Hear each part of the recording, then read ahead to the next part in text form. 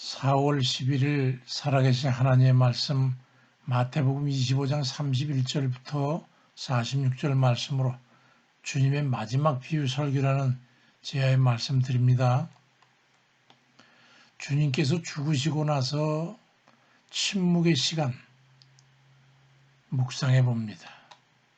어제 금요일에 골고다 언덕에서 가장 잔인한 살인이 있고 난 뒤 그리스도 예수의 시신은 여느 사람과 같이 장사돼서 오늘은 무덤에 계신 침묵의 시간대입니다.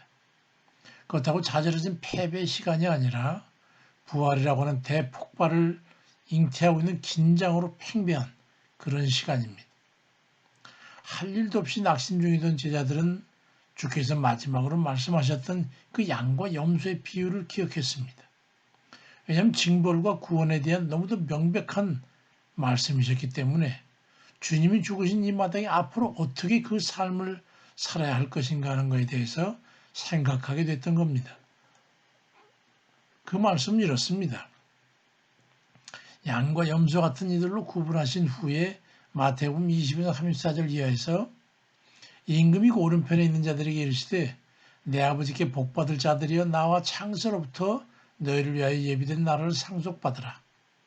내가 줄일 때에 너희가 먹을 걸 주었고 목마를 때에 마시게 하였고 나그네 되었을 때에 영접하였고 헐벗었을 때에 옷을 입혔고 병들었을 때에 돌보았고 옥에 갇혔을 때에 와서 보았느니라.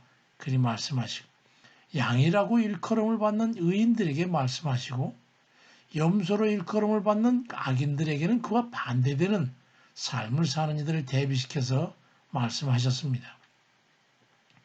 그건 마태복음 25장 40절과 45절 말씀에서 너희가 여기 내 형제 중에 지극히 작은 자 하나에게 한 것이 곧 내게 한 것이고 지극히 작은 자 하나에게 하지 아니한 것이 곧 내게 하지 아니한 것이니라 말씀하셨거든요. 그리스도로 산다고 하는 것은 연약한 이들을 보살피고 도와주고 섬기고 나눠야 하는 것임을 주님께서는 명확하게 말씀하셨던 겁니다. 먹을 만큼 먹고 살 만큼 사는 요즘 세상에도 작은 자들은 더 작아져 있다고 하는 것을 알아야 합니다. 어떤 분의 페이스북에서 이런 내용을 봤는데 1935년에 뉴욕에서 있었던 재판 이야기입니다. 한 나이가 많은 여성이 빵을 훔친 죄로 재판을 받게 됐는데 그 할머니는 아주 슬픔과 수치심으로 인해서 괴로워하는 모습이었습니다.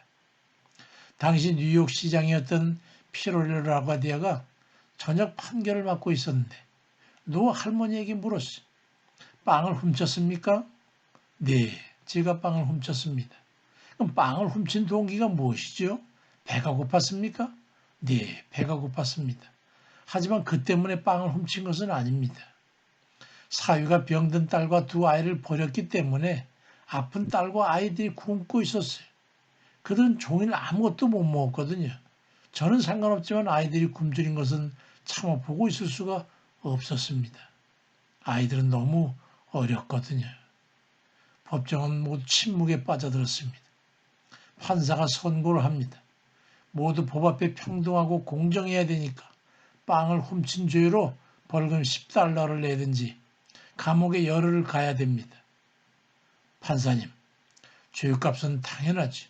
제가 10달러가 있었다면 빵을 훔치지는 않았겠지요. 그러니 저는 감옥에 가겠습니다. 다만 걱정되는 건 제가 감옥에 있는 동안 딸과 손자들을 누가 보살펴줘야 될지 그게 걱정입니다. 판사는 한참을 생각하다가 자신의 주머니에서 10달러 지폐를 꺼내 들고 벌금은 제가 내겠으니 할머니 집으로 돌아가셔도 됩니다. 아울러서 이 법정에 있는 모든 사람에게 50센트씩 벌금을 내도록 판결합니다. 이웃의 가난과 배고픔에 무관심했고 알지 못한 것에 대한 벌금입니다. 한 노인이 가족을 위해 빵을 훔치는 일이 있어서는 안 되는 것이기 때문입니다. 집행관은 벌금을 걷어서 피고인에게 주세요. 그래서 판결했습니다. 모두 47.5달러가 전달됐고 이웃의 고통은 곧 모두의 고통이 된다는 것을 알게 해주었습니다. 우리는 이심과 욕심 그리고 무관심을 버리고 도움이 필요한 이들을 살펴야 합니다. 주님께서도 마태복음 25장 40절에서 너희가 여기 형제 중에 지극히 작은 자 하나에게 한 것이 곧 내게 한 것이라고 말씀합니다. 영생을 거저받은 이들로서 거저 주어야 되는 의무를 행한 같이 연약한 이들을 우리는 보살펴야 합니다. 주님께서 이런 말씀을 하셨죠. 마태복음 10장 8절에 너희가 거저받았으니 거저 주라. 우리의 소유는 본시 우리의 것이 아님을 분명히 하시고 믿음의 행함을 성실히 수행하도록 하셨습니다. 그 일을 행하지 않으면 마태복음 20장 46절에서 그들은 영벌에 의인들은 영생에 들어가리라고 그렇게 말씀합니다. 마땅히 할 일을 하는 것과 하지 않는 것에 따라 영벌과 영생으로 나누어지는 겁니다.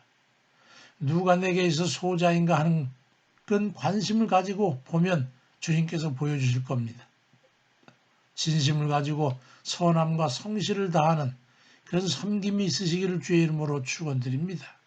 아멘입니다.